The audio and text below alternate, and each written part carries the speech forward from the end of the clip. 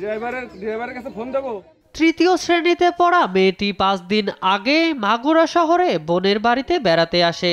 প্রতিবেশীদের অভিযোগ, বৃহস্পতিবার সকাল 10টার দিকে পরিবারের লোকজন নিজ নিজ কাজে বাইরে গেলে ঘরে একা পেয়ে শিশুটিকে ধর্ষণ করে বোনের শ্বশুর হিটু শেখ। এই সময় মেয়েটি গুরুতর অসুস্থ হয়ে কান্নাকাটি করলে তার বোন ঘরে এসে তাকে উদ্ধার করে।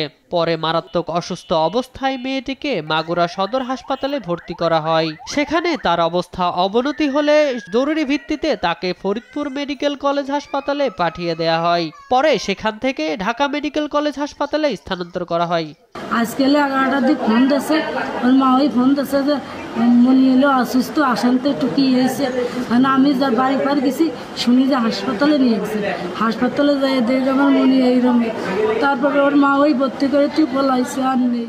দোষার ওপর মনি শ্বশুরও করবো, মনি বোনারও করবো। কীভাবে একটা মানুষ শিয়ালকুড়ির মতো এইভাবে এরকম কাজ করে?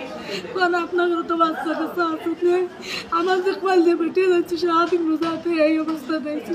কত কষ্ট করে মনি মানুষ করেছে জানেন। শুনি যে 11টা সাড়ে 11টার দিকে চিল্লে পারলো, তো চিল্লে পারলো বাই দাবি লোকজন আসছে। আসার পরে জিজ্ঞেস করে দেখে যে ভিতরে ফোনে ভালো করে লক্ষ্য করে দেখে যে এরকম ভিতরে উলঙ্গ অবস্থায় মেয়েটা পড়ে রয়েছে, গায়ে হিসরণ দাগ রক্ত।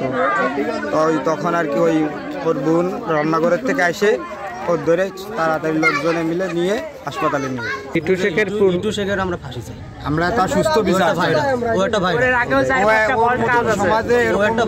থাকলে মাগুরা সদর থানা পুলিশ অভিযুক্ত হিটু শেখকে আটক করেছে। মাগুরার পুলিশ সুপার সহ ঊর্ধ্বতন পুলিশ কর্মকর্তারা ঘটনাস্থল পরিদর্শন করেছেন। এখন পর্যন্ত এই ঘটনায় আমরা ওর বোনের শ্বশুরকে আটক করেছি। আমাদের তদন্ত চলছে, এ বিষয়ে আমরা আরও কাউকে হয়তো গ্রেপ্তার করব। মাগুরা শহরে ধর্ষকের বিচার দাবিতে বিক্ষোভ মিছিল করেছে সাধারণ মানুষ। নিউজ ডেস্ক, দেশ টিভি।